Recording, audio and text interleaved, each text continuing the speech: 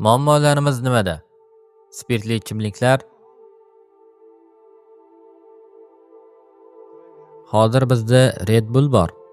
Lekin men Red Bull ichmayman. Men aslini ichaman aka. Yaxshi narsani. Qizlar, harom pul. Bugungi kunda duch kelayotgan muammolarimiz shular. Ammo bu muammolar qanday keladi? Ular qanday boshlanadi? Ey birodarlarim, biz aytgan edikki, kurash biz bilan shayton o'rtasida. Shu yerda o'tirganlardan birortangizning qiz do'stingiz bormi? Ichadiganlar bormi? Chekuvchilar bormi?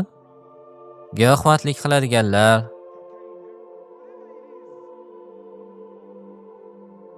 Lekin hech qachon shayton sizga to'g'ridan to'g'ri kelib, "Ey birodar, qiz do'st orttirmaysanmi?" demagan. U qanday keladi? Faqat bir qarash. Faqat bir sigaret. Yo'q, men faqat sinab ko'ryapman. Shunchaki sinab ko'ryapman xolos. Sizlarga bir voqeani aytib bermoqchiman. Bu Barsisa haqida. Kimdir bu voqeani eshitganmi? Ha, eshitgan bo'lsangiz kerak. Barsisa Bani Isroil davridagi buyuk bir zohid bo'lgan. Juda solih inson. Bugungi tilda aytsak, u rohib edi. Birodarlarim, bu voqeani eshitar ekansiz, faqat Barsisa haqida o'ylamang. O'zingizni Barsisaning o'rniga qo'ying. U katta olim edi. Allohga ibodat qiluvchi, nihoyatda taqvodor odam. Butun jamiyat uni tanishar edi. Uning o'ziga tegishli ibodatxonasi bor edi. U yerda kecha-yu kunduz Allohga ibodat qilar edi. Va 3 ta aka-uka bor edi. Ular jihodga chiqmoqchi edilar. Ammo ularning bir singillari bor edi. Ular agar biz jihodga ketsak, singlimizga kim qaraydi deb o'yladilar. Shunda ular Barsisadan yaxshiroq kim bor? U buyuk zohid, Allohdan qo'rqadi. Barchaning hurmat e'tiborida. Demak, bizning singlimizga aynan u qarashi kerak deyishdi. Shunday qilib ular Barsisaga kelishdi. Endi esa shaytonning hiylasiga qarang. Qayerdan boshlanadi? Ular Barsisaga, "Ey Barsisa, biz jihodga chiqmoqchimiz. Singlimizga kim qaraydi deb o'ylayapmiz. Siz unga qarab tura olasizmi?" deyishdi. Barsisa esa darhol rad etdi. U, "Yo'q, bu ishga qo'l urmayman" dedi. Shunda erkaklar hafsalasi pir bo'lib ketishdi. Keyin esa shayton Barsisaga keldi. Bugun u shayton emas, go'yoki shayx. Uni shayx shayton deb ataymiz. Demak, shayx shayton Barsisaga kelib dedi: "Ey Barsisa, nima qilyapsan o'zi? Bu kishilar jihodga ketmoqchi. Ular Alloh yo'lida chiqishmoqchi.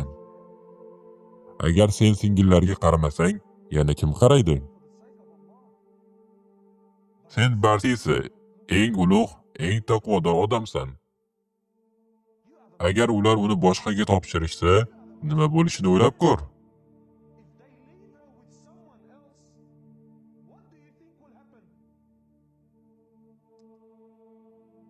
Barsisa o'zicha dedi: "Men unga Alloh roziligi uchun qarayman.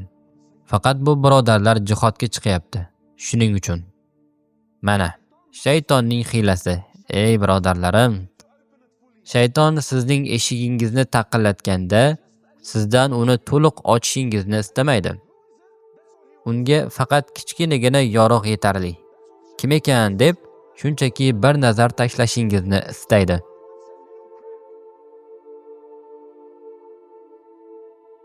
Uning vaqti ko'p. Kutishga ham, vasvasa berishga ham shoshilmaydi. Shayton faqat kichkina bir yorliqcha istaydi. Shunda Barsisa ularni, aka-ukalarni qaytadan chaqirdi va shunday dedi: "Yaxshi, Alloh roziligi uchun singlingizga qarayman. Lekin U mening yonimda yashamaydi. Mening ibodatxonam orqasida bir uyim bor. U o'sha yerda yashaydi. Men esa shu yerda qolaman. Aka-ukalar rozi bo'lishdi. Muammo yo'q deyishdi. Ular jihodga ketishdi. Barsisa har kuni ovqat tayyorlab, uni ibodatxonasi eshigi tashqarisiga qo'yib qo'yar edi. Qiz esa orqadagi uydan chiqib, yurib kelar, ovqatni olib, yana qaytib ketar edi. Qarang, u Allohdan qanchalik qo'rqardi. Ammo nima bo'ldi? U eshikni allaqachon ochib bo'lgandi. Bu holat bir muddat davom etdi. Shayton esa shoshilmaydi. U vaqt bor deb o'ylaydi. Hech qisi yo'q, davom et uka, shoshma deydi u. Nihoyat shayton Barsisaga yana keldi va dedi: Bilmayapsanmi, sen ovqatni eshiging oldiga qo'yyapsan. Qiz uydan chiqib, yurib kelib, ovqatni olib qaytadi. Bu fitnadir. Odamlar uni ko'rib qolishyapti. Endi shayton do'st holatda gapiryapti. Maslahat berayotganday. O'ylaymanki, sen ovqatni to'g'ridan to'g'ri uning uyi eshigiga qo'yishing kerak.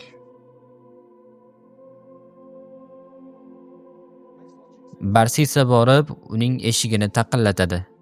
Ovqatni qo'yadi va qaytadi. Bu ham bir muddat davom etdi. Ammo aka-ukalar uzoq vaqt kelishmadi. Bilasanmi, ancha vaqt o'tib ketdi. Bu ayolning gaplashadigan odam yo'q, do'sti yo'q, hech kim bilan suhbat qilmaydi. Ehtimol sen u bilan gaplashishing kerakdir. Aks holda u tashqariga chiqib ketadi va fitna yuz beradi. Fitna Alloh roziligi uchun. Alloh roziligi uchun. deydi shayton. Barsisa uyi yoniga boradi. Qarang, u hali ham Allohdan qo'rqyapti. Uyning ichiga kirmaydi. Tashqaridan turib gapiradi. Qichqirib gapiradi. Lekin u ayol uni aniq eshita olmaydi. Bir muddat o'tib, shayton yana kelib deydi: O'zingni sharmanda qilyapsan-ku, baqirib chaqirib. Nega shunchalik qiyinchilik? Kir uyning eshigiga, o'sha yerda gaplash. Shunda Barsisa uyga kiradi. Birinchi bosqich. Oddiy suhbat. Ammo bu qisqa suhbat uzoq suhbatga aylanadi. Gaplashgach, ko'rishni istaydi. Ko'rgach, tegishni boshlaydi. Va nihoyat buyuk Barsiso zino qiladi.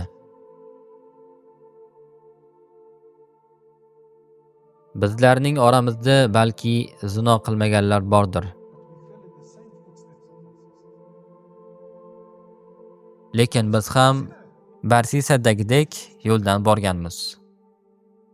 Keyin u ayol bir o'g'il farzand tug'adi. Shayton yana keladi, deydi. Ey Barsisa, aka-ukalari qaytib kelsa-chi? Ular bu bolani ko'rib qolishsa-chi? Axir sen unga qarayotgan eding-ku. Nima deb tushuntirasan? Barsisa qo'rqadi.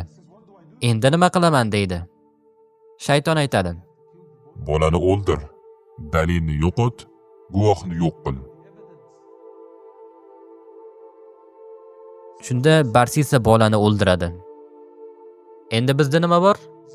Zino va qotillik. Oradan biroz vaqt o'tib, shayton yana qaytadi. Ey Barsisa, sen chindan ham o'ylayapsanmi? U ayol indamaydimi? U bu bo'lgan voqealarni aka-ukalariga aytmaydi deb o'ylayapsanmi? Barsisa endi nima qilay deydi. Shayton Uni ham o'ldir. endi bu zino, 2 marta qotillik. Oradan vaqt o'tib, aka-ukalar qaytib kelishadi. Singlimiz qayerda deyishadi. Barsisa ularga deydi: Alloh uni hayotdan oldi. U Barsisa-ku, buyuk rohib, yolg'on gapirmaydi. Barsisa ularga aytadi: U juda qattiq kasal bo'ldi va Alloh uni o'z huzuriga oldi. Ular boshqa iloj topa olishmaydi. Qayerga dafn qilgansiz deyishadi. Barsisa ularga soxta qabrni ko'rsatadi. U deydi: Mana shu yerga dafn qildim. Ular qabr boshida duo qilishadi va uylariga qaytishadi. Ertasi tong aka-ukalardan biri aytadi: "Bilasizmi, kecha juda qiziq tush ko'rdim."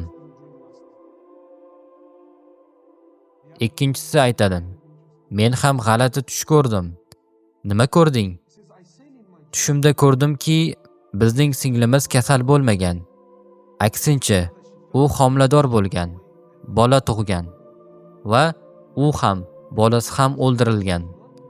Qolaversa, uni bizga ko'rsatgan joyga emas, boshqa joyga dafn qilishgan." Ikkinchi aka aytadi: "Subhanalloh, men ham aynan shunday tush ko'rdim." Shunda ular, "Ikkovimiz ham yanglishishimiz mumkin emas", deyishdi. Tushda ko'rgan joyga borishdi. Qabrni qazishdi va haqiqatdan ham singillari va chaqaloq shu yerda edi. Ular Barsisaning oldiga qaytib borishdi. "Ey Barsisa, sen bizga yolg'on gapirding. Aslida mana nimalar bo'lgan ekan. Endi seni hokimning huzuriga olib boramiz." Qarang, shaytonning tuzog'iga, haromning tuzog'iga. Faqat bitta qarash. Qanday boshlangandi? Faqat bir qarash. Bir sigaret. "Uka, bu faqat sigaret. Bu narkotik emas." Yo'q, oddiy sigaret, uka." "Ha, bugun bu shunchaki sigaret, uka.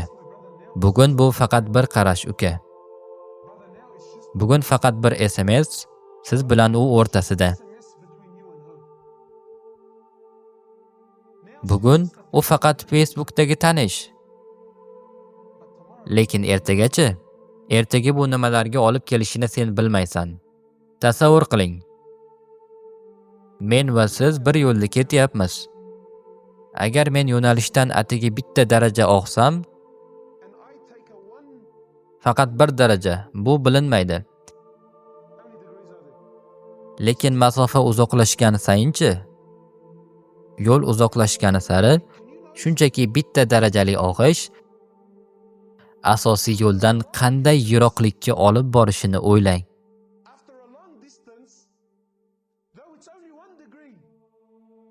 Katta xatolik shundan boshlanadi. Ha, bu faqat bir qarash edi. Ha, bu faqat bitta SMS edi. Ha, bu faqat bitta qarz edi. Men shunchaki bir marta kredit olyapman. Bir martagina. Men qiynalyapman. Ha, bu faqat bir martalik edi. Ammo ey birodarim, eshikni ochganingdan so'ng endi Barsisani qayerga olib ketishmoqda? Hokim huzuriga. Yo'lda Barsisa o'ziga qarab o'ylaydi. Men qanday qilib bu baloga giriftor bo'ldim? Zino, 2 marta qotillik. Endi esa o'lim jazosiga olib ketishyapti.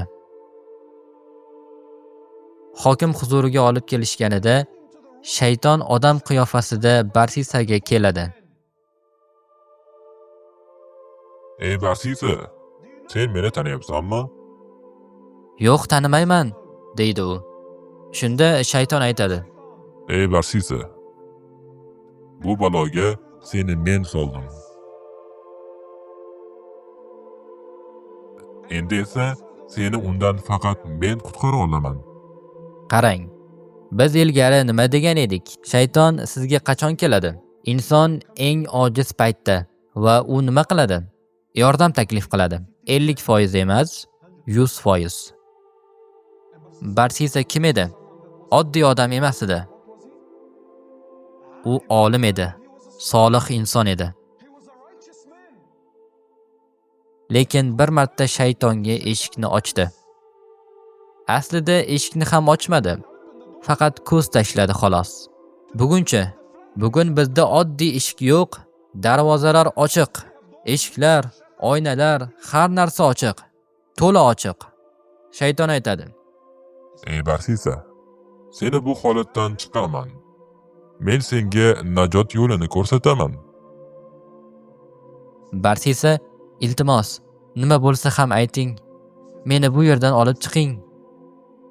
Shunda shayton deydi: "Menga sajda qilsang, seni qutqaraman." Barsisi shaytonga sajda qiladi va shayton aytadi: Rahmat senga. Seni tanishim yaxshi bo'ldi. Assalomu alaykum deb juftakni rostlaydi.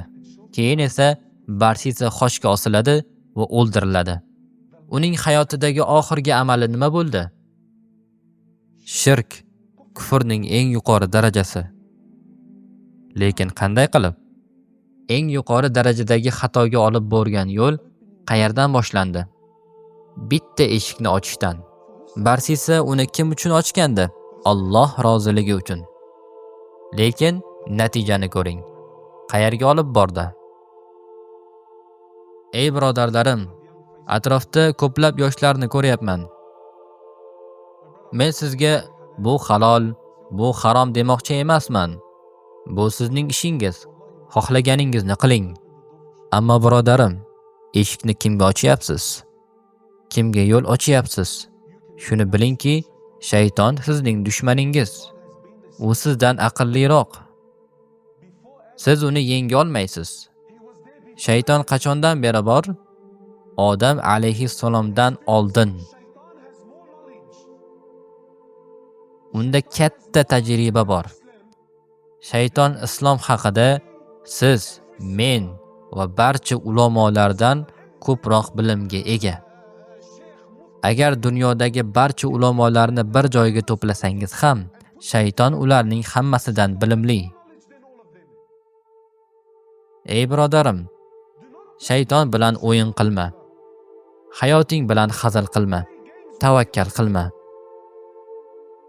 Sen bu dunyoda qancha yashaysan? 50 yil, 60, 70, 100, 110 yil. Lekin baribir o'lasan. Va o'lim kelgach, bu dunyo tugaydi. Va bu dunyoda kim yaxshilik qilgan bo'lsa, uni ko'radi. Va kim yomonlik qilgan bo'lsa, uni ham ko'radi.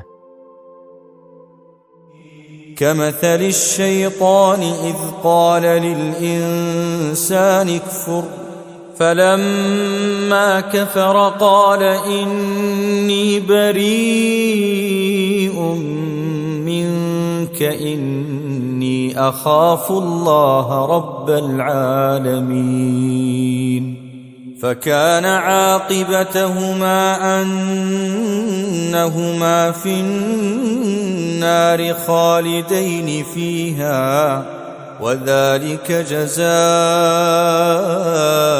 الظالمين